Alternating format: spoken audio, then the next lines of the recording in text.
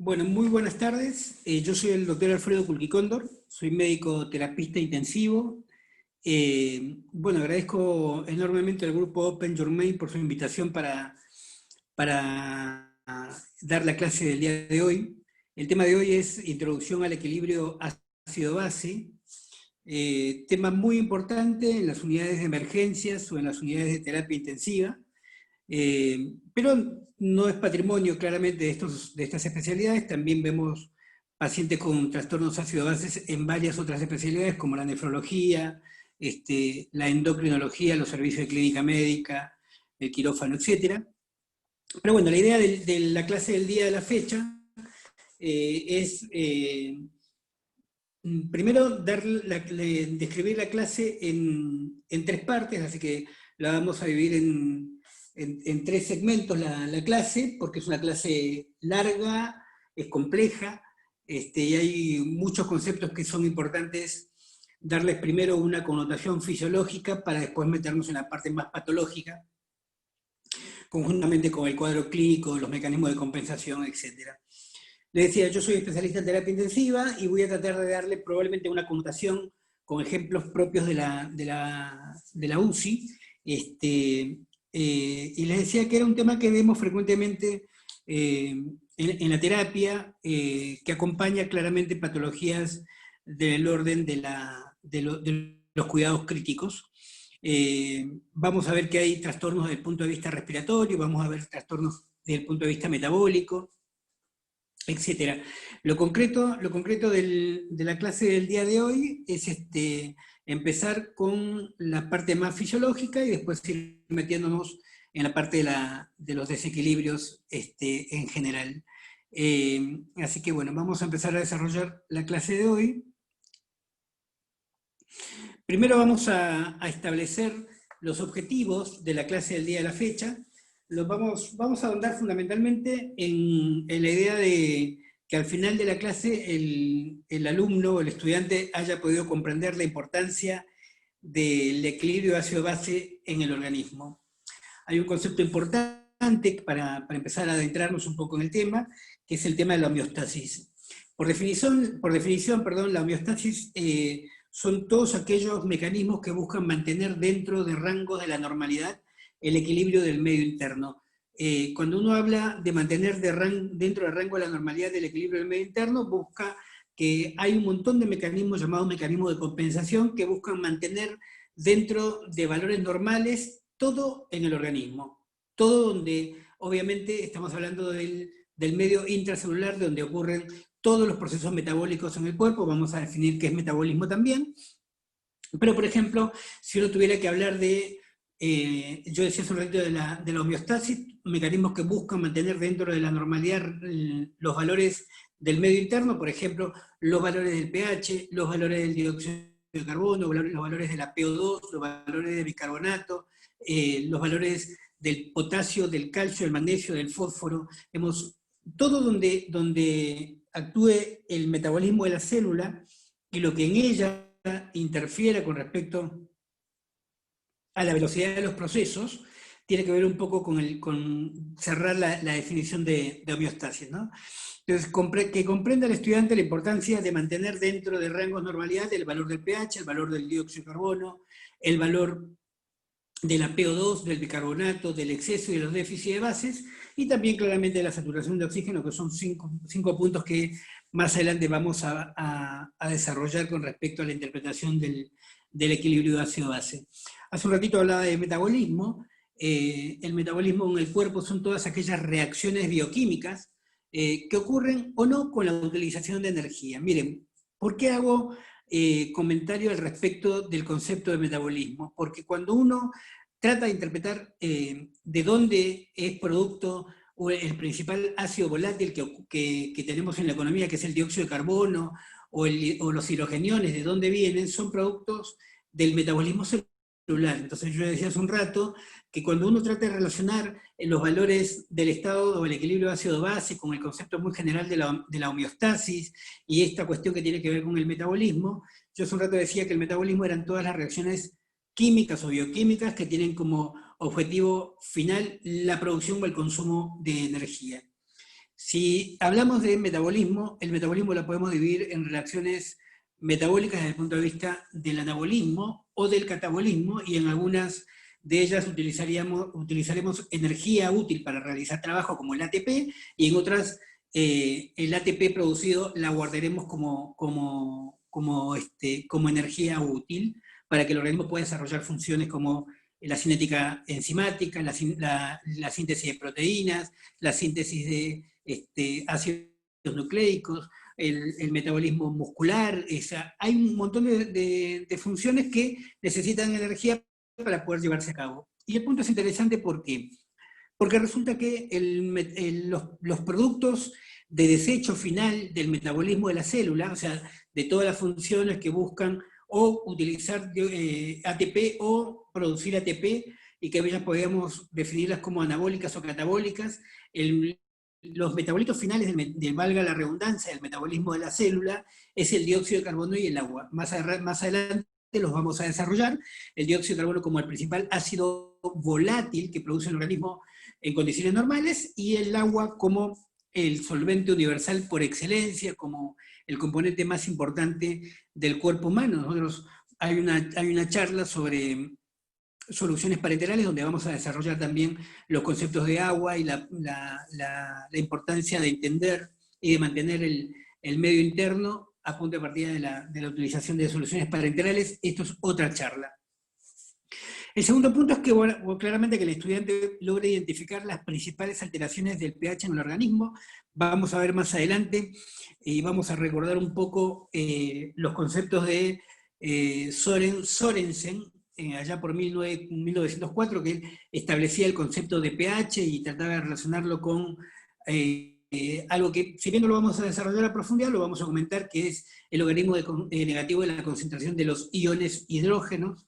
Es un poco la definición de pH, pero bueno, cuando hablamos del pH hablamos de la concentración de los hidrogeniones en el organismo. Yo hace un rato les decía a ustedes que el organismo somos un organismo ricamente productor de ácidos, que el producto final del metabolismo es dióxido de carbono y agua, y fíjense que el principal ácido volátil que produce el organismo en condiciones normales es el dióxido de carbono, y produce agua como material, como metabolito final. El agua claramente tiene iones hidrogeniones que, unidos a dos moléculas de oxígeno, generan agua. O sea que fíjense que el organismo produce normalmente ácidos de manera natural, y de hecho producimos grandes cantidades de ácidos, somos ricamente productores de ácidos en el organismo. Un ratito vamos a desarrollar también lo que son los ácidos volátiles y los ácidos fijos, etc.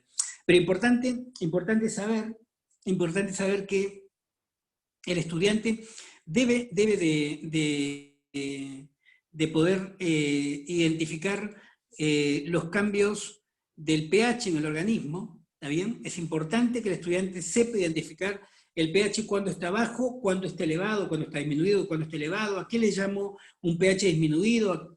¿Cuál es el nombre que recibe un pH aumentado? ¿Cuál es el valor normal? ¿Cuáles son los mecanismos que se establecen para compensarlo? Etcétera.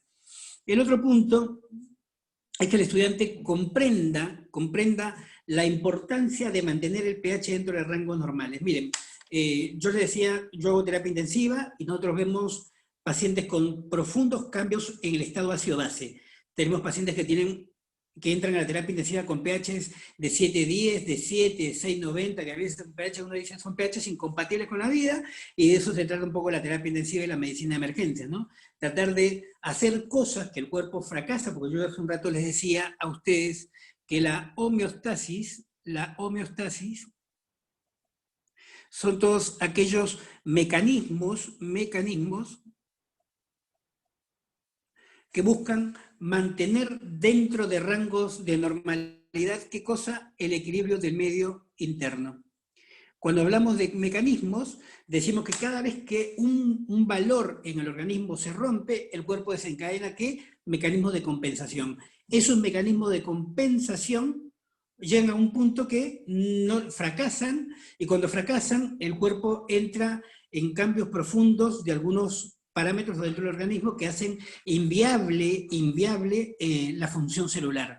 Por ejemplo, podemos tener un paciente que ingresa con un pH severo, un pH 709, 0,5, pH de 7, y que la patología previa por lo cual ingresa él es una diabetes descompensada, lo cual llamamos cetoacidosis diabética, y tenemos pacientes que este pH severamente bajo, donde el organismo estableció mecanismos para intentar compensar, por ejemplo, la respiración de Kussmaul, después más adelante lo vamos a desarrollar, fracasa. Y cuando fracasa, claramente el paciente entra en riesgo de vida. Por lo cual, la homeostasis intenta establecer mecanismos que buscan mantener dentro del rango de la normalidad el equilibrio del medio interno, pero a veces los mecanismos de compensación fracasan y el paciente pone en riesgo su vida, o hasta hay veces porque los cambios son tan severos y a veces se llega tarde con el establecimiento de la terapéutica médica, el paciente claramente tiene lesiones orgánicas producto de estos cambios severos en el pH, llámese lesión miocárdica, llámese lesión cerebral, llámese cuadros vasculares relacionados al cambio del pH. Lo concreto es que esto es producto de que fracasan los mecanismos de compensación. Entonces es importante que el estudiante sepa por qué es importante mantener el pH, por qué es importante reconocer los valores normales del pH y por qué es importante mantenerlo dentro del rango de normalidad el pH. El cuarto punto busca que el estudiante identifique las patologías que asocian o se asocian a los cambios del equilibrio ácido-base. Hace un ratito yo decía que el organismo, que somos organismos ricamente productores de ácidos, y los ácidos pueden ser ácidos fijos o ácidos volátiles. Cuando hablamos de ácidos volátiles, hablamos de aquellos ácidos que se eliminan por vía respiratoria, y cuando hablamos de ácidos fijos, hablamos de ácidos que se eliminan por vía renal. ¿Por qué es importante esto? Porque cuando tenemos patología respiratoria, hay acumulación de ácidos volátiles, y cuando tenemos patología renal, hay acumulación de ácidos fijos. Claramente, la acumulación de ácidos en el organismo, el aumento de la concentración de ácidos en el organismo, que yo les decía hace un rato a ustedes, que el producto final del metabolismo de la célula es dióxido de carbono y agua, ¿está bien? Y una manera de cómo el organismo amortigua la concentración de ácidos, porque de hecho producimos mucha cantidad de ácido de manera habitual, y esos ácidos pueden ser fijos o volátiles. El ácido volátil por excelencia es el dióxido de carbono, que se elimina por la vía respiratoria, y los ácidos fijos, el hidrogenión, es el ácido fijo, el hidrogenión, que es el ácido producto también del metabolismo del organismo, puede estar amortiguado, por ejemplo, en este contexto, dentro de la molécula de agua, pero además formar parte de los ácidos titulables, como aquellos que se eliminan por la vía renal, pero todas las sustancias que tienen ácidos en su estructura, que tienen hidrogeniones en su estructura, son moléculas llamadas moléculas ácidas, y vamos a ver más adelante que algunas sustancias llamadas buffer tratan de captar este hidrogenión para tratar de amortiguar los cambios en la concentración de ácidos en el organismo, cosa que definiremos más adelante como pH. El quinto punto es identificar cuál es el cuadro clínico que acompaña los desequilibrios ácido-base. Vamos a ver más adelante cuando desarrollemos alguna patología, van a ver que la acumulación de ácidos volátiles en el organismo provocan, por ejemplo cambios o sea, vasodilatan o vasocontraen de acuerdo a qué es lo que cambie, si aumenta o disminuye la hipercapnia o la hipocapnia, hablando del aumento del dióxido de carbono, la disminución del dióxido de carbono, concepto que vamos a desarrollar más adelante, y vamos a ver cómo se presenta desde el punto de vista del cuadro clínico. Pero punto importante, gente, hay que comprender, identificar todos los cambios en los valores de pH que ocurren en el organismo y cómo esto altera el metabolismo y la cinética, obviamente el metabolismo y la función de las células en el organismo. Las patologías que lo acompañan y el cuadro clínico con el que se manifiestan. Vamos a ver, a borrar esto, sí. Bueno, sigamos. Vamos a hacer una pequeña introducción al respecto de lo que es el dióxido de carbono, perdón, de lo que es los cambios en el estado ácido-base. A la izquierda Esta imagen la obtuve claramente de internet. Esto es en memoria al profesor Søren Peter Sørensen, quien estableció el concepto de pH. Yo hace un rato le decía a ustedes la importancia del pH en el organismo. Bueno, esta imagen es en honor al profesor Sørensen, Søren Peter Sørensen, pero bueno, era un poco lo que lo voy a desarrollar en un ratito, pero lo traje a corolario. Bueno, la introducción un poco, vamos a empezar hablando sobre Arrhenius. Arrhenius en 1887 define el concepto de ácido y define el concepto de base, ¿no?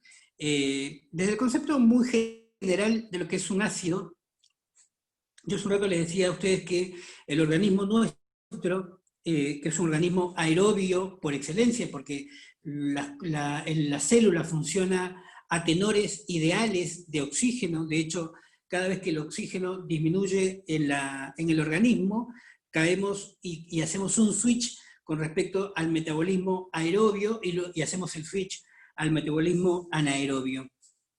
Pero yo les decía a ustedes que nosotros producimos ácidos, somos productores ácidos de manera permanente. El organismo produce ácidos fijos y produce ácidos volátiles de manera continua. Arrhenius, allá por 1887, define a un ácido como una sustancia que se disocia en solución para dar hidrogeniones al medio. Yo hace un rato les decía que un hidrogenión es una molécula ácida. De hecho, si uno va a la tabla química, es la primera especie química que aparece en la tabla periódica, cuya valencia es 1, y de hecho es una forma química producto de la pérdida de electrones del ion hidrógeno. O sea, ahí está este producto del ion hidrógeno, que es el hidrogenión, cuya valencia es 1, también llamada normalmente protones, ¿no? Los hidrogeniones son protones, por definición son sustancias ácidas. Para Arrhenius, allá por el 1887, definía a un ácido como una sustancia que era capaz de donar hidrogeniones al medio, y una base como una sustancia capaz de captar los hidrogeniones y obviamente amortiguar los cambios de la concentración del ion hidrógeno, del ion hidrogenión en el medio, del protón en el medio. Singer y Hastings más adelante, en 1948, propone el concepto de buffer, de base buffer, y vamos a ver más adelante lo que se denomina exceso o déficit de base. Vamos adelante, vamos a desarrollar qué se entiende por pH, qué es la PCO2, qué es la PO2, qué es el bicarbonato, cuáles son sus valores normales, qué es el exceso o el déficit de base, eso que aparece como EB dentro de la descripción del equilibrio ácido-base, qué es la saturación de oxígeno, todo lo que es importante para ayudar a interpretar el estado o el equilibrio ácido-base. Pero les decía que Singer y Hastings en 1948 proponen el concepto de base-buffer.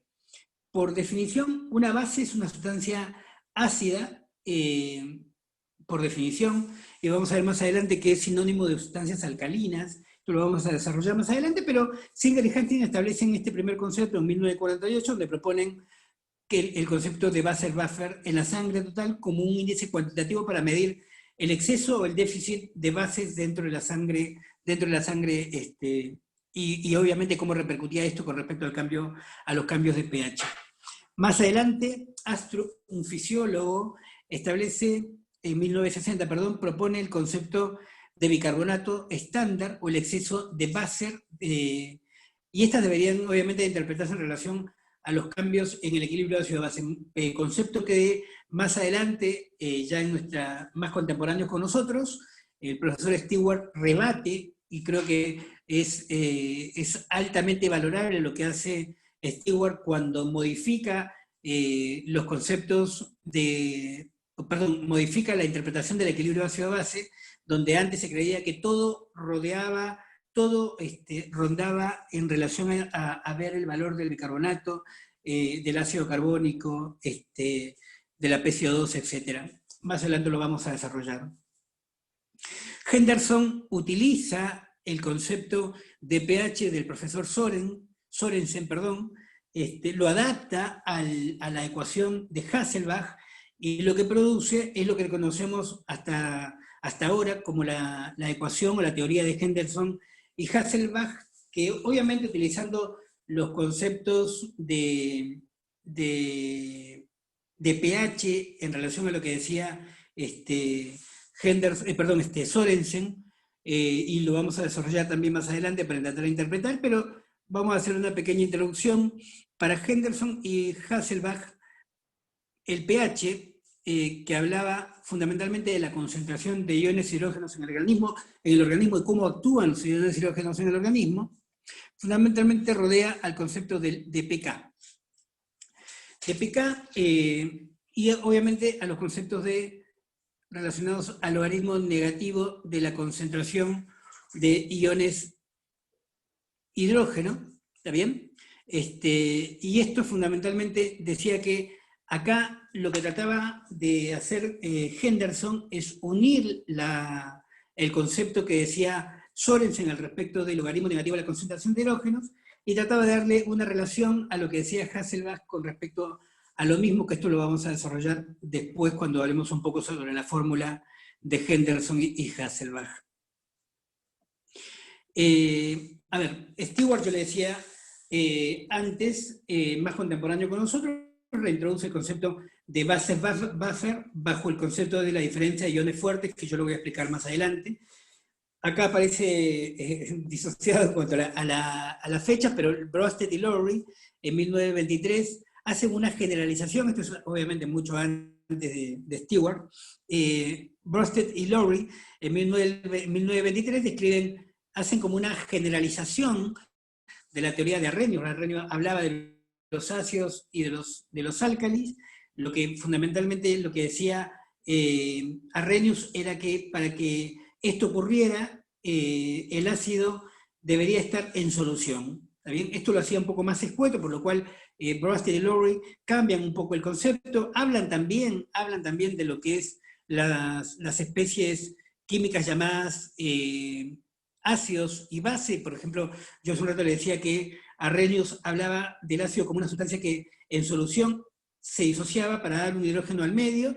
Lo que utiliza Bronsted y Lowry es el ácido de cualquier sustancia o especie química que cede iones, protones al medio, punto. Y esto es un concepto distinto a lo que planteaba Arrhenius. Y lo mismo habla para hablar de la sustancia buffer como cualquier especie química que es capaz de aceptar protones que son liberadas al medio por las sustancias ácidas. En este contexto, si uno tratara de pensar un poquitito al respecto del agua, por ejemplo, el agua es capaz de ceder iones hidrógenos y iones oxidrilos al medio, porque obviamente el agua es una sustancia anfótera que se puede disociar generando, si uno la tratara de pensar de esta forma, si uno tratara de pensarla de esta forma, decimos que el agua se puede disociar en hidrógenos y oxidrilos. De hecho, el hidrógeno es un ácido y los grupos oxidrilos una base. De hecho, por eso el agua es una sustancia anfótera. Más adelante vamos a desarrollar esto también. Ahí aparece el profesor Sorensen en 1909, establece la definición de pH, y Sorensen lo que decía fundamentalmente al respecto del pH, y hablaba de la concentración de iones hidrógeno, hidrogeniones, y decía fundamentalmente el tema del logaritmo negativo de la concentración de iones hidrogeniones en el organismo. Es Sorensen claramente el que establece primeramente el concepto de pH.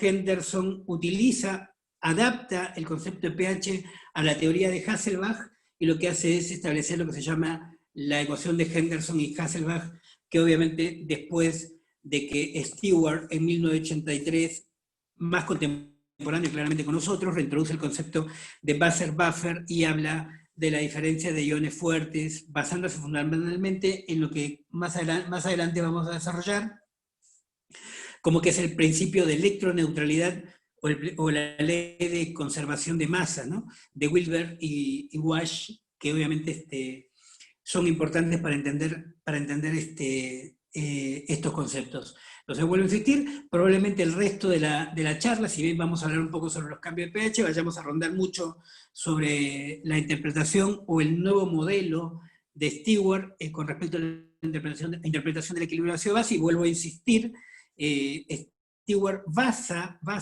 su teoría fundamentalmente basa la teoría fundamentalmente en los principios de electroneutralidad de Linus Pauling y la ley de conservación de masas de Wilber y Wash. Así que bueno, esto lo vamos a desarrollar más adelante, pero es importante hacer esta pequeña introducción para poder continuar con el tema. ¿Por qué es importante el estado ácido-base, el equilibrio ácido-base en el organismo? Miren, si uno tuviera que tratar de darle una connotación al ácido-base en el organismo, nosotros hace un rato decíamos que somos un organismo ricamente productor de moléculas ácidas. El organismo produce ácidos de manera frecuente, ¿está bien? Y de hecho, en el organismo, el concepto de pH, que yo le decía hace un ratito, el concepto de pH, donde fundamentalmente el pH habla de la concentración o de la actividad de ¿qué? De estas sustancias ácidas, que son los hidrogeniones. Bueno, el organismo produce ácidos de manera habitual. Todos los días estamos produciendo ácidos. Estos ácidos que pueden ser ácidos fijos o ácidos volátiles, y los ácidos fijos, yo se lo dije hace un rato, se eliminarán por el riñón, y el ácido volátil claramente se eliminarán por vía respiratoria. Si yo dejaría que el organismo produzca más ácidos, estos ácidos provocarían lesión en el organismo si no existieran mecanismos que buscan mantener esta concentración de pH, este valor de pH dentro de los valores normales. ¿Está bien? Por lo cual, nosotros producimos ácidos fijos y ácidos volátiles de manera habitual, producto del metabolismo celular. Yo les dije hace un rato que el metabolismo celular de las proteínas, de los hidratos de carbono y de los triglicéridos provocan como desecho final fundamentalmente los hidratos de carbono, dióxido de carbono y agua, pero los desechos intermedios del metabolismo de las proteínas y también de los lípidos generan ácidos fijos, que los ácidos fijos se eliminarán por vía renal, pero esto tiene que estar en equilibrio permanente. ¿Qué quiere decir en equilibrio permanente? Que la cantidad de moléculas ácidas tiene que ser equivalente a la cantidad de moléculas alcalinas. ¿Qué es lo que quiere decir? Que el cuerpo no puede tener mayor cantidad en cuanto a equivalencia se trata. La balanza tiene que estar equilibrada con respecto a lo que son los álcalis o bases, o lo que son las sustancias ácidas en el organismo, por lo cual tiene que haber un equilibrio. Este equilibrio tiene que ser constante, porque cada vez que disminuye la cantidad de moléculas alcalinas en el organismo por cualquier patología, aumenta la cantidad de moléculas ácidas, por lo cual la balanza se inclina claramente hacia las sustancias ácidas y el paciente y la persona entra en un estado de acidosis. Más adelante vamos a ser mucho más exquisitos y vamos a hablar de acidemia. Por lo cual es importante mantener los valores del pH en el organismo, y cada vez que el pH, concentración de iones hidrogeniones, en el organismo aumenta, el pH obviamente disminuirá, y esto lo vamos a explicar después, y obviamente la persona caerá en estado de acidosis, y eso es malo. ¿Y por qué es importante todas estas cuestiones con respecto a hablar del pH? Porque el pH en el organismo, es distinto cuando hablamos, por ejemplo, del pH del estómago, es diferente, el pH de la piel, el pH del jugo pancreático, el pH del jugo pancreático, por lo cual también es distinto el pH del jugo pancreático, el pH de la segunda porción del duodeno, es distinto el pH de la sangre, ¿Está bien? Por lo cual digo, si el pH del estómago, en los libros aparece como 0,8 a 1,2, el pH del estómago, el pH de la piel, esto lo saben muy bien las chicas, un pH de 5, el pH jugo pancreático es un pH arriba de 7, ¿está bien? Esto después lo vamos a desarrollar, el pH de la sangre, probablemente que es el pH que más nos importe, porque es un poco en él donde vamos a tomar las referencias, es de 7,35 a 7,45, pero es fundamental saber que el pH no es único en el organismo. El pH de la piel es distinto al del estómago, es un pH, después vamos a hablar un poquitito de esto, pero el pH del estómago es extremadamente ácido. De hecho, si yo usaría un parangón para intentar establecer desde el punto de vista los valores de pH, diría que el pH puede ir desde acá hasta un pH de 14. ¿Está bien? El pH desde el punto de vista de la interpretación de esta tabla la podemos hacer para tratar de interpretar los cambios del pH. Entonces decimos, el pH neutro, ¿está bien? El pH neutro sería un pH 7 porque es la mitad de la tabla. Acá tenemos 6, 5, 4, 3, 2, 1, ¿está bien? Y acá tenemos 8, 9, 10, 11, 12, 13 y 14, ¿está bien? Y todo lo que está acá arriba tendrá un valor, y después lo vamos a ver más adelante, y todo lo que está acá abajo tendrá otro valor, y también lo vamos a ver más adelante. El pH neutro sería un pH de 7, ¿está bien? Yo hace un rato les decía que el pH de la piel, decíamos, tenía un pH de 5, decimos pH 6, 5. El pH de la piel estaría acá, ¿está bien? De la piel estaría acá, un pH de 5. El pH del estómago, 0,8 a 1,2, estaría por acá el pH del estómago, ¿está bien? Si hablamos del pH del jugo pancreático, en efecto del pH de la segunda porción del duodeno, donde desemboca a través claramente de la ampolla de Vater, el jugo pancreático, para ayudar a degradar el contenido alimentario para que posteriormente se pueda reabsorber, es un pH alcalino, ¿está bien? O sea, perdón, un pH, si después lo voy a desarrollar, un pH arriba de 7, o sea, podríamos decir que acá está el pH del jugo pancreático, el pH del jugo pancreático. Si decimos el pH de la orina, el pH de la orina va de un rango de 4,5 a 6, o sea que podemos decir que el pH del riñón estaría por acá. Lo concreto es que uno debe tener sabido que el pH cambia de acuerdo a dónde nos encontremos. De hecho, ¿por qué el pH de la piel tiene un pH ácido? Porque la piel es rica en ácidos grasos, ¿está bien? Y los ácidos grasos tienen una función desde el punto de vista inmunológico, porque aglutinan las moléculas que pueden llegar a agredir al organismo. O sea, una película que protege a la piel, por eso el pH de la piel es un pH ácido, porque es rico en ácidos grasos. ¿Por qué el pH de la orina es un pH ácido? Porque el pH de la orina es ácido porque elimina ácidos fijos, yo lo dije hace un rato. ¿Por qué el pH del páncreas es un pH arriba de 7, llamado pH alcalino? Porque es rico en bicarbonato. Hace un rato yo le decía la balancita, la balanza tenía a la izquierda ácidos y a la derecha moléculas básicas o alcalinas. La molécula alcalina, por referencia, por excelencia, es el bicarbonato, y las moléculas ácidas en el organismo son, no sé, el ácido carbónico, el dióxido de carbono, el hidrogenión, las sustancias que tienen, no sé, el ácido fosfórico, el ácido úrico, los cuerpos cetónicos, que son moléculas ácidas. Digamos, el organismo produce ácidos permanentemente, y quien amortigua todos estos cambios son las moléculas básicas. Después vamos a desarrollar un poco lo que son también los tampones o mecanismos de regulación del pH relacionados a los sistemas.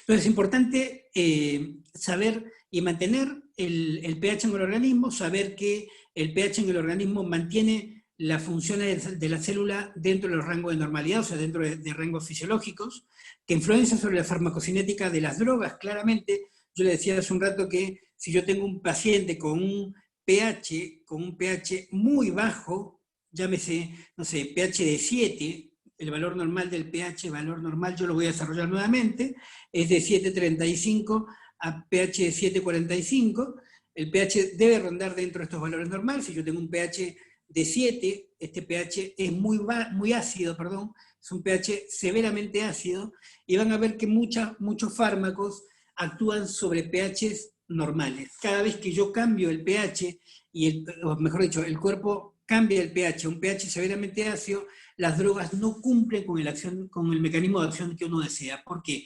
Porque la droga actúa a pH normales.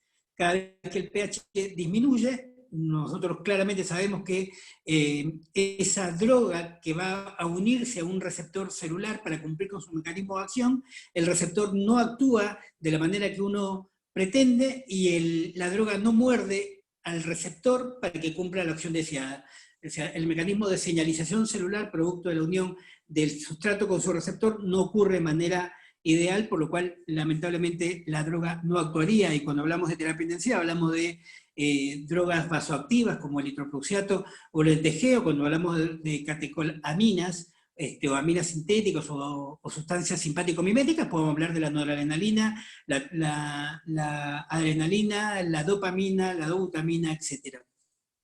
Y lo mismo inclusive para las drogas opiáceas, inclusive para los antibióticos. ¿Por qué es importante además el equilibrio ácido-base? Porque yo lo decía hoy más temprano, que ayuda a mantener dentro del rango de normalidad el equilibrio del medio interno, definición de homeostasis. Y mantiene obviamente adecuada la función de los distintos órganos de la economía, concepto muy importante que vamos a ir desarrollando más adelante claramente. Ahora bien, es importante que nosotros sepamos, además de conocer los valores normales, además de saber qué cosa vamos a ir a buscar, qué método podemos llegar a utilizar para interpretar el ácido base. Pero yo hace un rato les decía, perdón, me acabo de tomar un sorbito de café, yo les decía hace un rato que quien gobernó durante mucho tiempo la interpretación del equilibrio hacia base fue el modelo de Henderson y Hasselbalch, y yo les decía a ustedes que fue Henderson utilizando los conceptos de Sorensen y adaptándolos a los conceptos de Hasselbalch, establece lo que durante mucho tiempo gobernó la interpretación del equilibrio ácido-base, que fue el modelo descriptivo de Henderson y Hasselbalch.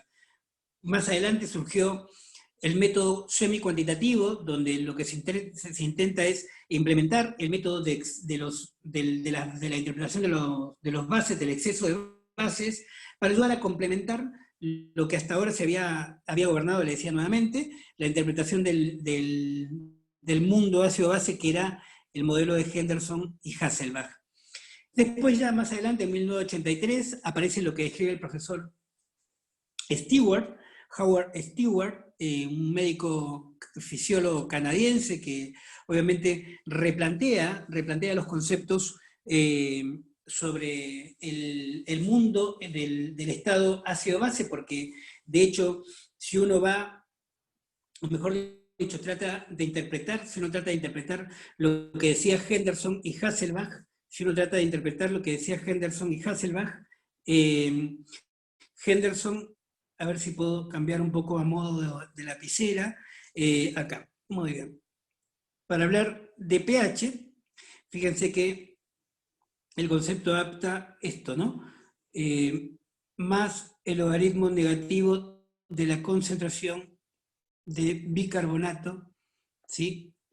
Y la presión, perdón, de dióxido de carbono.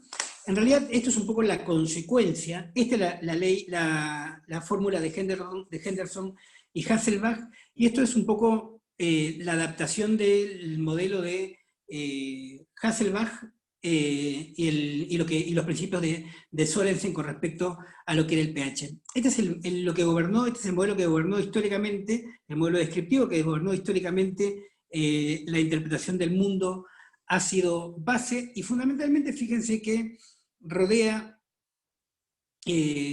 los conceptos de bicarbonato, de PCO2, de pH, y ¿qué es lo que hace Stewart? Stewart trata de tirar abajo este concepto, porque él muy bien lo que plantea Stewart plantea dándole quizás una connotación más compleja o más fisiológica quizás al concepto de lo que decía Henderson y Hasselbalch.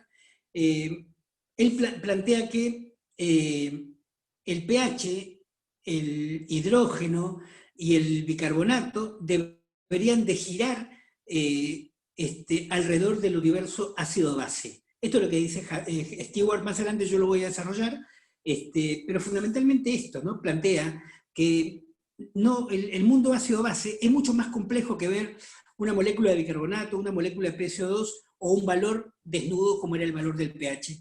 Y creer que simplemente pasa por un valor matemático en la interpretación del mundo ácido-base.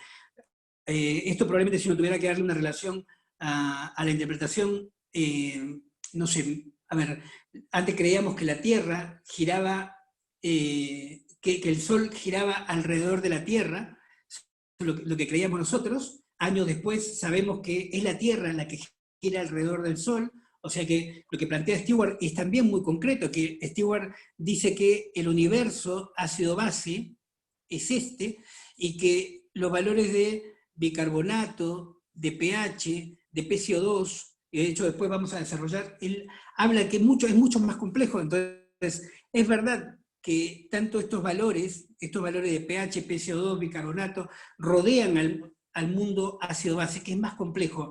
Para Henderson y Hasselbalch, antes, ¿qué creían? Se creía que era el pH, la PCO2 y el bicarbonato el centro del universo de la interpretación ácido-base, y no es así. Obviamente, vuelvo a insistir, para Stewart, que más adelante lo vamos a desarrollar, la interpretación es mucho más compleja porque, de hecho, usa variables independientes, variables dependientes, habla de conceptos como lo que es el DIF, la diferencia de iones fuertes, y utiliza para esta interpretación al sodio, al potasio, al magnesio, al calcio, utiliza al cloro, utiliza al lactato, o sea, es mucho más amplio. Antes, Henderson y Hasselbalch, como recién lo trataba de escribir, hablaban fundamentalmente sobre el pH, que era igual al pK. El pK es la constante de disociación del ácido, y lo sumaba al logaritmo inverso de la concentración del bicarbonato sobre la PCO2. Y para hablar de esto, fundamentalmente, obviamente hay que traer a colación, si uno tuviera que tratar de pensarlo, ¿no? De esta manera, y voy a tratar de explicarlo para poder entender de dónde sale cada cosa. Yo hace un rato les decía que el organismo produce de manera habitual dióxido de carbono y agua como material de desecho. ¿Está bien? Esto como producto de desecho del metabolismo celular. En particular, ¿de qué? De los hidratos de carbono, pero no es inherente a. ¿Está bien? No es inherente a. Entonces digo, el agua y el dióxido de carbono como material de desecho se tiene que eliminar del organismo. Ahora, para que esto ocurra, normalmente esta es una reacción bidireccional, o sea, puede ocurrir en un sentido como en otro sentido. El organismo termina produciendo una sustancia llamada ácido carbónico. El ácido carbónico, que es producido por una enzima, ¿está bien? La anerasa carbónica, que voy a, dos palabritas, digamos, una enzima es una proteína que tiene la capacidad de apresurar todos los procesos biológicos. Aumenta la velocidad de las reacciones. Eso es una enzima. La anerasa carbónica lo que hace es agarrar al dióxido de carbono y al agua, mediante una reacción química, genera un ácido. Este ácido que está acá, que es el ácido carbónico. El ácido carbónico. Que se entienda bien, ácido carbónico. Si ustedes ven esta reacción química, y vamos a contarlo juntos, acá están los dos hidrogeniones, acá están los dos. Vamos a ver un oxígeno más dos oxígenos, tres oxígenos. ¿Y dónde está la molécula de carbono? Acá está. Y acá está el carbono. ¿Está bien? O sea que lo que fundamentalmente estamos viendo acá, que la unión del agua y el dióxido de carbono, dos productos de desecho del metabolismo celular, generan ácido carbónico, que, vuelvo a insistir, es un ácido. De hecho, fíjense, yo le dije hace un rato que el dióxido de carbono, el CO2, es un ácido volátil que se produce todos los días en condiciones normales y que se elimina por vía respiratoria. Ahí lo tenemos, el ácido carbónico, perdón, el CO2. Y el agua, que es también el agua desecho del producto del metabolismo de la célula, al unirse con el dióxido de carbono, si ustedes miran dentro de la molécula de agua, ¿qué hay acá adentro? Iones hidrógeno. ¿Está bien? O sea, lo que estamos viendo es que el organismo, de alguna manera, tiene mucha cantidad de ácido en él y sigue produciendo más ácido. De hecho, van a la derecha, la reacción hacia la derecha, y vemos el ácido carbónico. Este ácido carbónico, vamos nuevamente a la fórmula, agua más CO2 genera de manera bidireccional, en uno u otro sentido, esta molécula, el ácido carbónico. Y el ácido carbónico se va a disociar a hidrógeno, y esta molécula que es llamada bicarbonato. ¿Está bien? Por lo cual, esta reacción química que ocurre en un u otro sentido, lo que busca es amortiguar los cambios de pH en el organismo, estableciendo mecanismos tampones o buffer para que la cantidad de iones hidrogeniones no repercutan en el pH y por ende no cambien el equilibrio del medio interno, no cambien la funcionalidad de la célula, no cambien la estabilidad y la función de los órganos y claramente no provoca enfermedad. Si uno tratara de fijarse esta reacción química, yo hace un rato les decía que el método de Henderson y Hasselbalch fundamentalmente subyace su teoría sobre la ley de acción de masas para el dióxido de carbono y para el bicarbonato.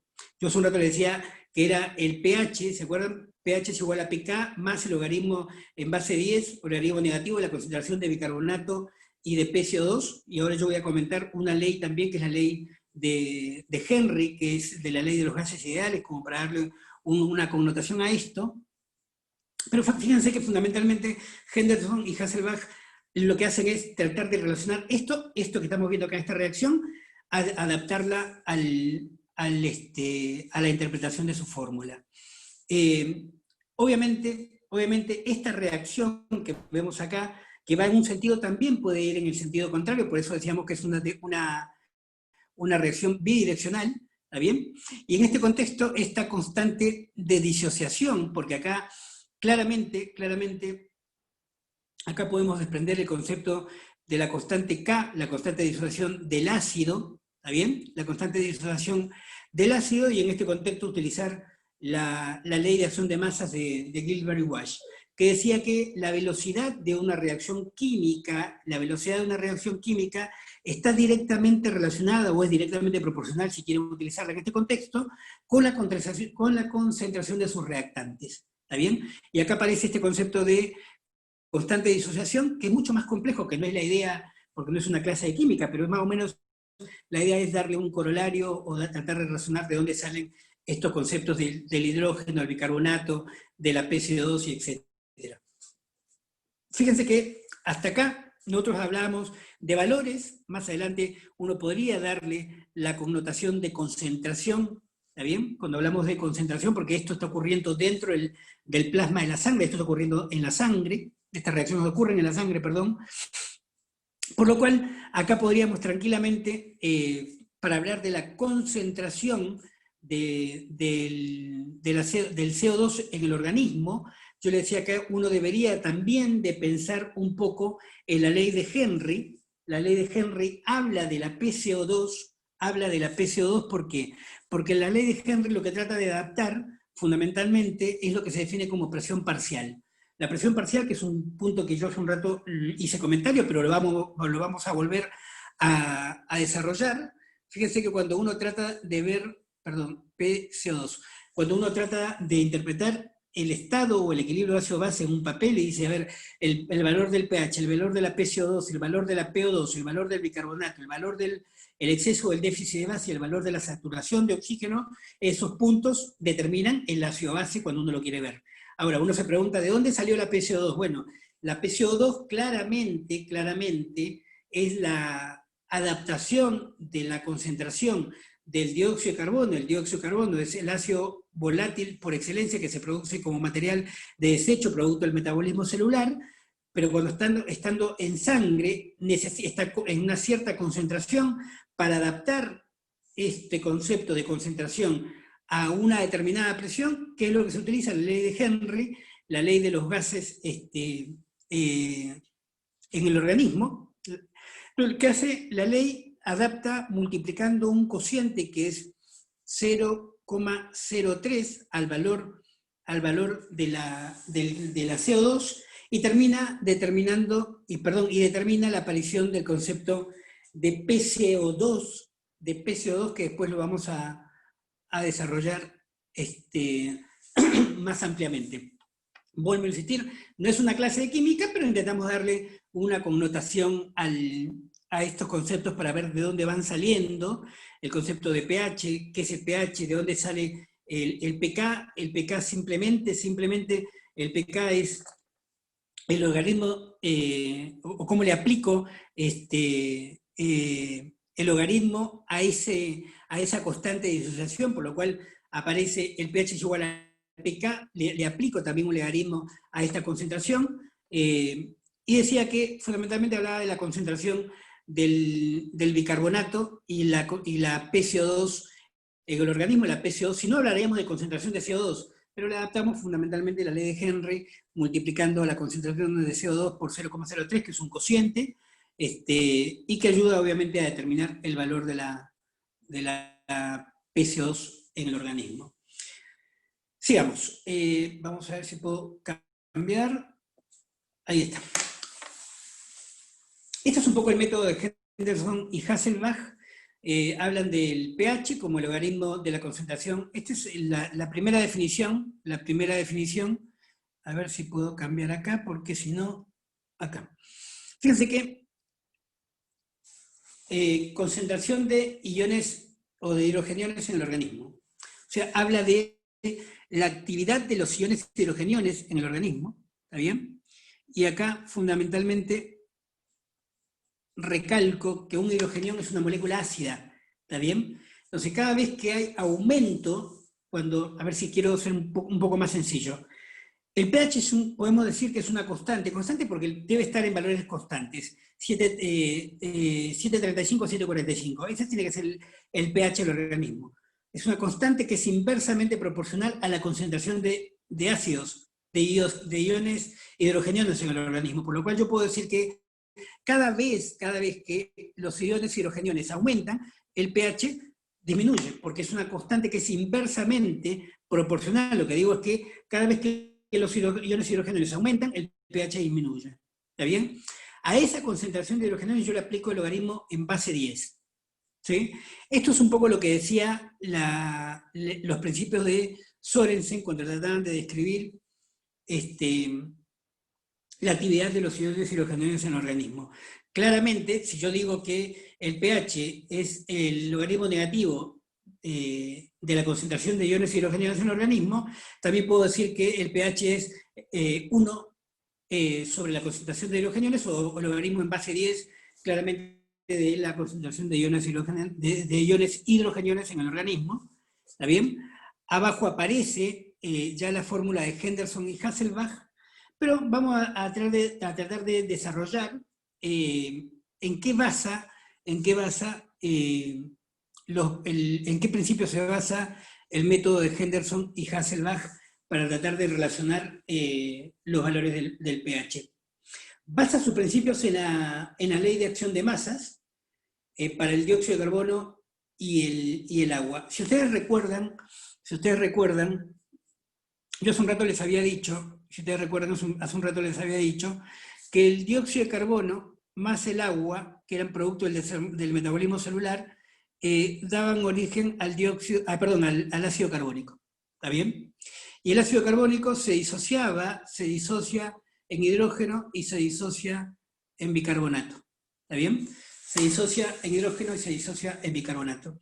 Por lo cual, yo hace un rato también les dije que la ley de acción de masas de Wilbur y Wash, lo que tratan de definir es qué es la velocidad por lo cual una reacción química acontece, ¿está bien? Y esta velocidad de esta reacción química es directamente proporcional ¿a qué cosa? A la concentración de sus reactantes, ¿está bien? Por lo cual, fundamentalmente lo que trata de definir es esto que es como la piedra angular del método de Henderson y Hasselbalch, que es el dióxido de carbono y el bicarbonato. Además, obviamente, usa el concepto de pH de Sørensen, como lo explicaba recién, usa los conceptos de ácido y base de Bronsted y Lowry. Bronsted y Lowry, creo que hice el comentario cuando hicimos la introducción. Entonces, para Bronsted y Lowry, un ácido es cualquier especie química que tiene la capacidad de ceder protones al medio. Que yo les había dicho que la ley de Bronsted y Lowry era una generalización de la ley de Arrhenius, que Arrhenius ya había descrito mucho tiempo antes atrás, lo que era un ácido, lo que era una molécula alcalina o básica. También les dije que para Bronsted y Lowry una base o álcali, es cualquier especie química que tiene la capacidad de captar, o sea, lo que cede el hidrogenión es captar, tiene la capacidad de captar ese protón, ¿está bien? Tiene la capacidad de captarla y amortiguar ¿qué cosa? Captar los cambios de pH de una determinada sustancia. Por eso que el principio de Henderson y Hasselbalch basan también su metodología en los conceptos de ácido de Bronsted y Lowry. Y el último punto, el análisis de la fórmula, rodea al CO2 y al bicarbonato como el eje de la interpretación del equilibrio AB. Cosa que Stewart rebate, esto que yo decía hace un ratito, la Tierra gira alrededor del Sol y no es el Sol quien gira alrededor de la Tierra, ¿no? Esto es bien Copérnico, año 1500, digamos. Uno trata de pensar, no es el mundo, no son los desequilibrios ácido-base los que rodean al pH, al hidrógeno y al bicarbonato, no son. Es el pH, el hidrógeno, el bicarbonato quienes rodean al universo ácido-base. Es mucho más complejo que creer que una fórmula matemática que está basada en la concentración de hidrógenos de bicarbonato determinan la interpretación de todo un mundo que es mucho más complejo, ¿no? Y que probablemente Stewart intente desarrollar de una manera más completa, ¿no? A ver, vamos a seguir acá. Bien. Hasta acá habíamos tratado de hablar sobre lo que decía Henderson. Ahora, este es el método establecido por mire, fundamentalmente es Singer y Hastings quienes desarrollan fuertemente esta teoría, y la teoría del exceso de base, intenta ser como un complemento, de la interpretación de la fórmula de Henderson y Hasselbalch, porque la intentan complementarla porque consideraban que era muy matemática, y lo que ocurre en el organismo tiene mucho, si bien hay un montón de procesos bioquímicos, es la repercusión a nivel fisiológico de estos cambios en el metabolismo de una determinada sustancia. Por lo cual, el exceso de bases, el método del exceso de bases, cimienta probablemente su interpretación en la cantidad de ácido o base que es necesario producir para amortiguar los cambios de pH. ¿Está bien?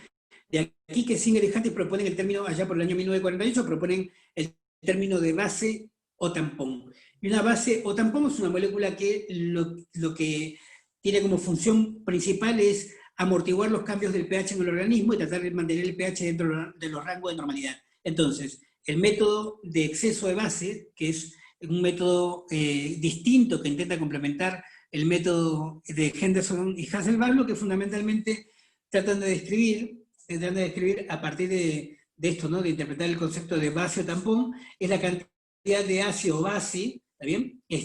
Base fuerte, un punto importante, obviamente expresadas en 1000 equivalentes, que esto es fundamental.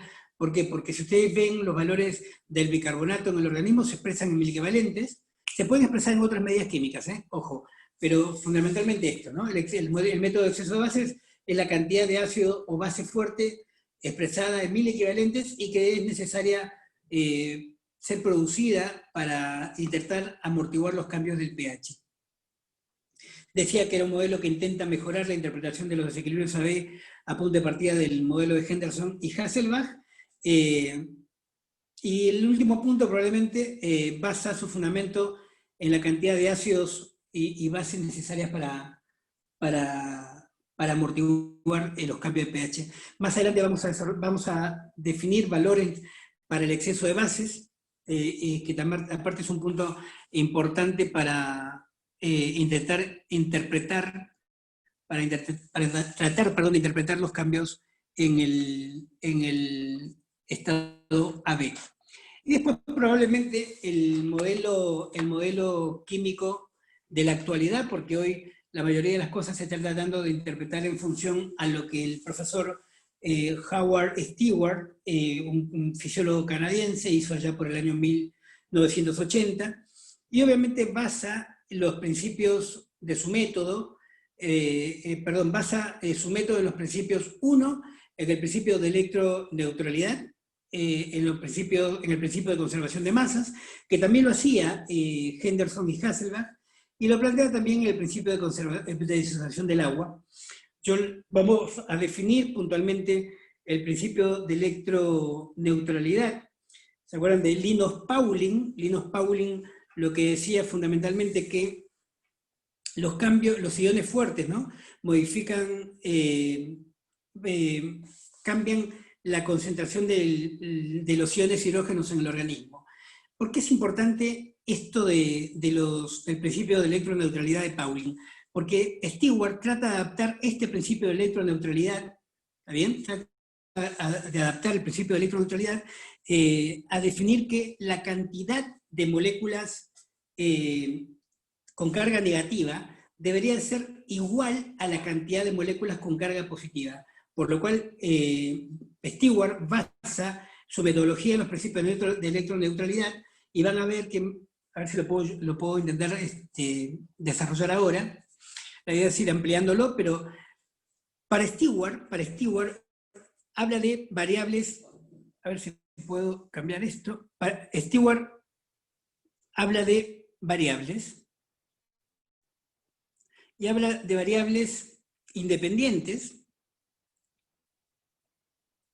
Stewart habla de variables independientes, y dentro de las variables independientes, Stewart habla, uno, de la PCO2, de la presión de dióxido de carbono, que es un tema que vamos a desarrollar más adelante. Stewart también habla de lo que se llama el DIF, la diferencia de iones fuertes, ¿está bien? Y el tercer punto, Stewart habla de la concentración de ácidos débiles totales. Concentración de ácidos débiles totales. ¿Está bien? Me paro primero hablar un poco de la presión del dióxido de carbono. Stewart habla del principio de electroneutralidad, ¿sí? Y habla fundamentalmente de que la cantidad de sustancias con carga positiva deben ser igual a la cantidad de cargas negativas. ¿Está bien? Esto lo define él como el DIF, la diferencia de iones fuertes. ¿De dónde sale el concepto de PCO2? Hace un rato decíamos la ley de conservación de masa, donde el agua se unía al dióxido de carbono y generaban ácido carbónico, y este se disociaba en ion hidrogenión, y el bicarbonato. Y decíamos que la velocidad con la que esta reacción química ocurría era directamente proporcional a la cantidad de los reaccionantes o los reactantes involucrados. Y yo le decía que a esa concentración de dióxido de carbono, si no tuviera que tratar de adaptar la función que genera esa cantidad de gas disuelto, le tendría que aplicar un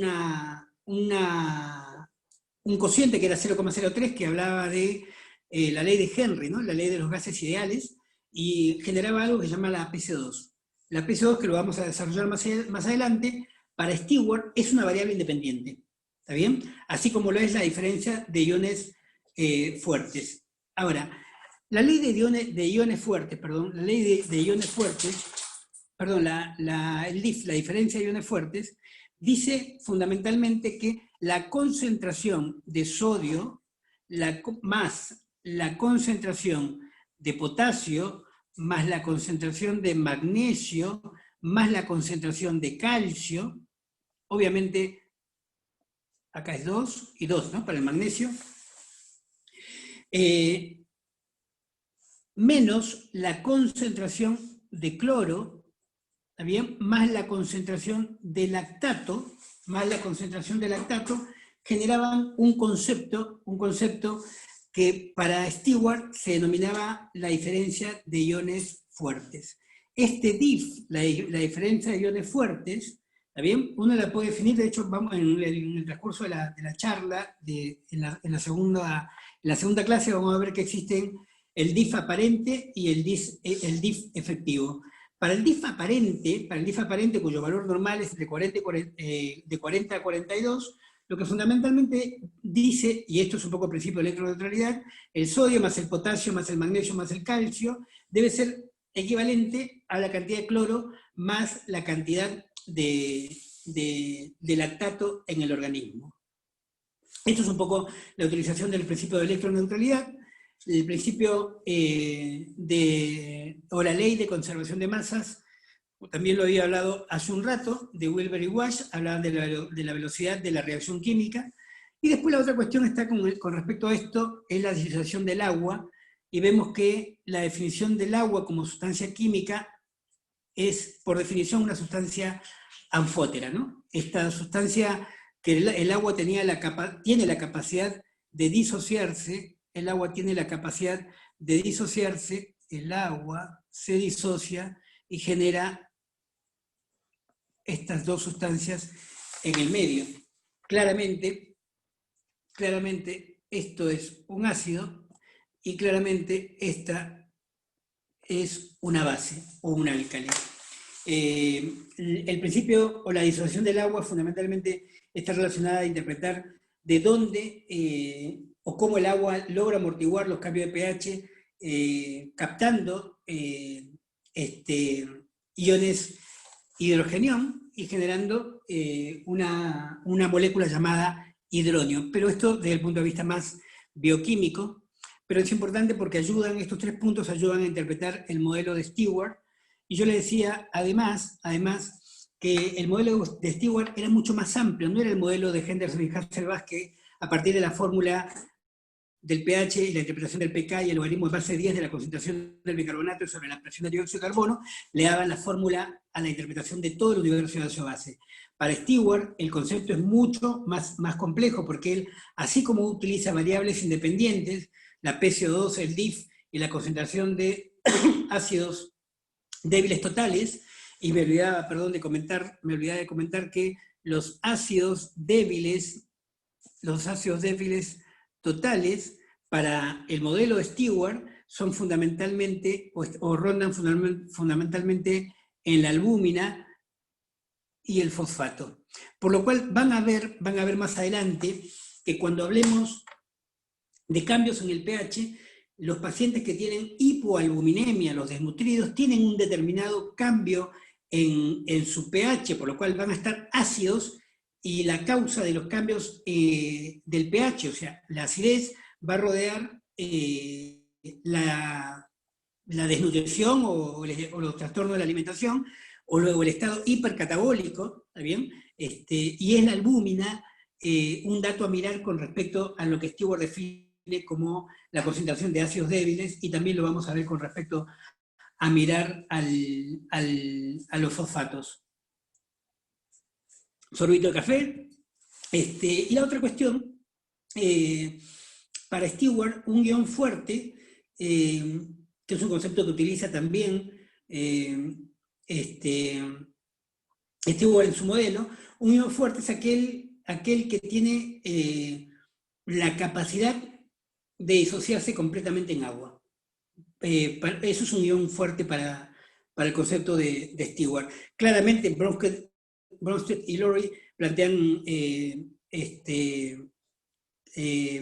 lo mismo, utilizando o basándose un poco en la teoría de Arrhenius, y probablemente es Lewis el modelo químico quien más se ajusta porque complementa los conceptos de Arrhenius y Bronsted y Lowry para tratar de interpretar y de definir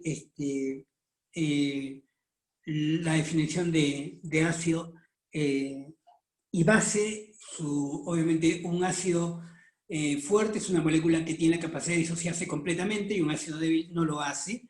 Lo mismo para una base fuerte es aquella que también tiene la capacidad de tener un grado de comportamiento en el medio, un medio líquido claramente, donde se encuentra disuelta, y acá aparecen los conceptos de base y ácido conjugado, ¿no? Bueno, y la otra cuestión es los ácidos débiles. Claramente son los ácidos débiles los que determinan la electroneutralidad para el principio de Stewart. Y la otra cuestión es que los ácidos débiles, cambian los valores de pH porque tienen una influencia enorme, por eso están dentro de las variables que son independientes, y dentro de las variables dependientes, me estoy olvidando de comentarlo, así como figuran las variables, a ver si puedo, estaban variables independientes, ya lo dijimos, variables independientes, están las variables dependientes. En las variables independientes vuelvo a hacer memoria, PCO2, el DIF y la concentración de ácidos débiles, y ya sabemos qué hay dentro de cada punto, y después habla de las variables dependientes. Las variables dependientes, donde para Stewart están los radicales OH, los radicales oxidrilos, están los hidrogeniones, está el bicarbonato y obviamente está el pH. O sea que esto que decía Henderson y Hasselbalch, que el universo de ácido-base, o que los conceptos de ácido-base rodeaban a los conceptos de pH, bicarbonato y PCO2, no. Para Stewart, él dice que la concentración de hidrogeniones OH, o iones oxidrilo, y el bicarbonato y el pH rodean, o sea, una variable dependiente, ¿de qué cosas? De las variables independientes, ¿está bien? De la PCO2, del DIF y de la concentración de ácidos débiles totales. Entonces, para ir cerrando este concepto, Stewart basa su método en los principios de electroneutralidad, en la ley de conservación de masas, y y basa también su método en los conceptos de disociación de agua. Genera dos variables que son muy importantes para ayudar a interpretar los cambios en el universo ácido-base, y habla de variables independientes, donde está la PCO2, el DIF y la concentración de ácidos débiles. Habla de las variables dependientes, donde están los radicales OH, los hidrogeniones, el bicarbonato y los valores de pH claramente. No se olviden, el DIF puede ser un DIF aparente o un DIF relativo, esto lo vamos a desarrollar más adelante. Y el DIF, fundamentalmente, la diferencia de ion fuerte, ¿no? Es el producto o la diferencia que existe entre sumar el sodio, el potasio, el magnesio y el calcio, menos la concentración del cloro y la concentración del lactato, ¿no? El valor normal para el DIF es entre 40 y 42, esto lo vamos a ver más adelante, pero esto es importante para ayudar a interpretar los trastornos AB desde el punto de vista del modelo de Stewart. A ver, vamos a seguir. Bueno, antes de cerrar la introducción al mundo AB, para ir metiéndonos en la clase que viene, pH, concentración de iones hidrogeniones en el organismo, valor normal para el pH 735, perdón, me fui para atrás, aguárdenme,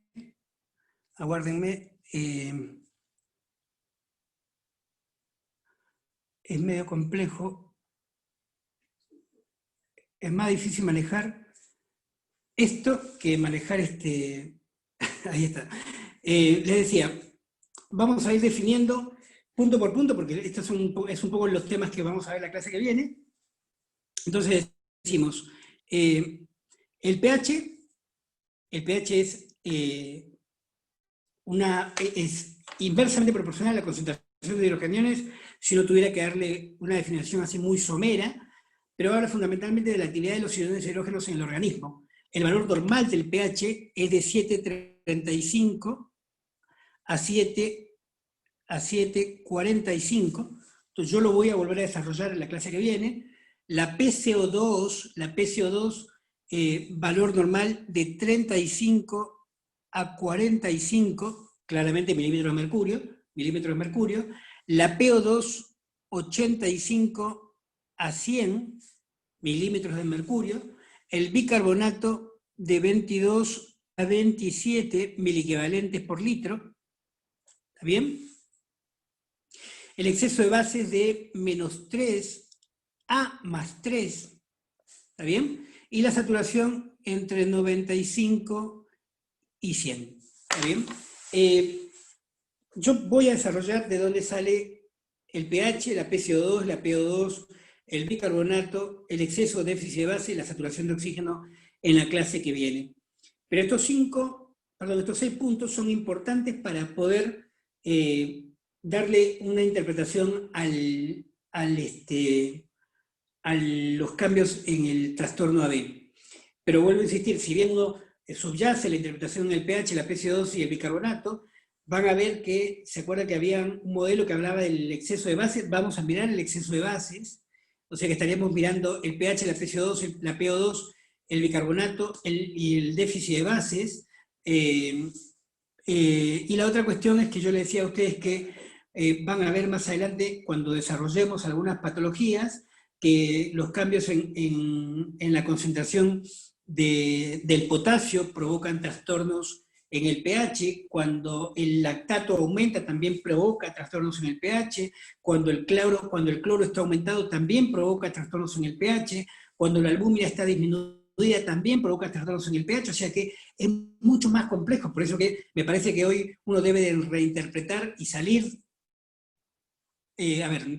no digo del todo del modelo de Henderson-Hasselbalch, pero saber que la interpretación del mundo ácido-base es más complejo que mirar el pH, la PCO2, el bicarbonato y punto. Y paremos de contar. Me parece que es más complejo, pero voy a hacer 2 palabritas de cada uno. pH habla de la actividad de los iones hidrogeniones en el organismo, ¿está bien? Valor normal de 7,35 a 7,45.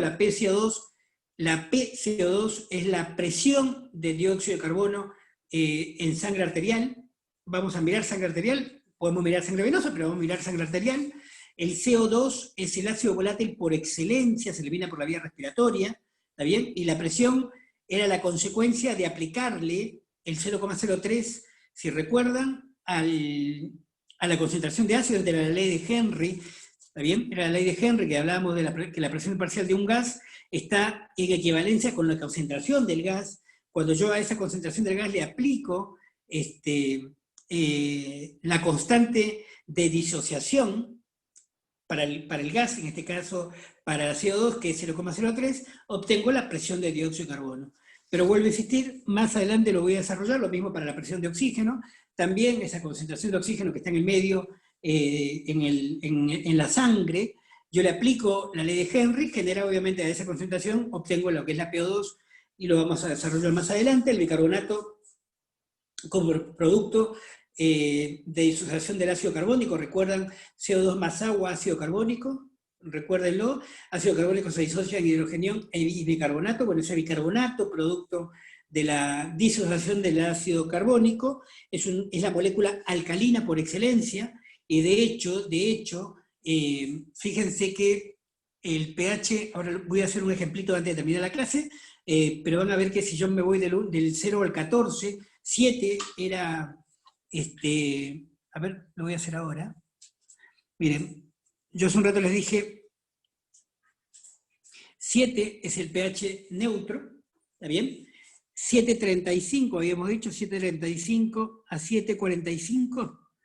Miren, el pH de la sangre está arriba de 7, ¿está bien? O sea que no es un pH El de la sangre no es un pH ni neutro, ni está debajo de 7, está arriba de 7.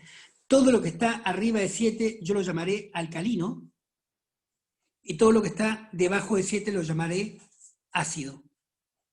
Espero que se entienda bien, ácido. ¿Está bien? O sea que el pH de la sangre es un pH alcalino. Esto lo vamos a ver después. Y esto tiene que ver fundamentalmente con que el medio donde ocurren todas las reacciones bioquímicas en el organismo, esto yo lo voy a desarrollar bien, tiene que estar dentro de un pH alcalino. Si el pH está debajo de 7,35, hablamos de acidez, tomando como referencia todo lo que está debajo de 7,35 para el pH de la sangre es ácido, y todo lo que está arriba de 7,45 es alcalino, fundamentalmente cuando hablamos del pH de la sangre. Si hablamos más bien de conceptos más bien químicos, yo digo que todo lo que 7 es un pH neutro, todo lo que está arriba de 7 hasta 14 es alcalino. Claramente no tenemos un pH arriba de 8 en el organismo. pH arriba de 8 es un pH, si hablamos de la sangre, es un pH iatrogénico, nosotros lo hemos generado, o como efecto adverso, realmente, la gran verdad es que hay algunas drogas que actúan sobre pHs alcalinos, como el metotrexato, que es una droga que se utiliza para la quimioterapia de pacientes con patologías oncógenas, pero no es un tema que aclare para la clase de hoy. Vuelvo a insistir, pH, PCO2, PO2, bicarbonato, exceso de base de -3 a +3 y la saturación de oxígeno, todos los puntos que vamos a desarrollar la clase que viene. Bueno, esta es la introducción al mundo ácido-base. No se olviden, por favor, que estos conceptos son importantes porque la clase que viene vamos a aplicar pH, vamos a aplicar PCO2, PO2, bicarbonato, exceso de base, saturación de oxígeno, y vamos a aplicarlos al mundo AB.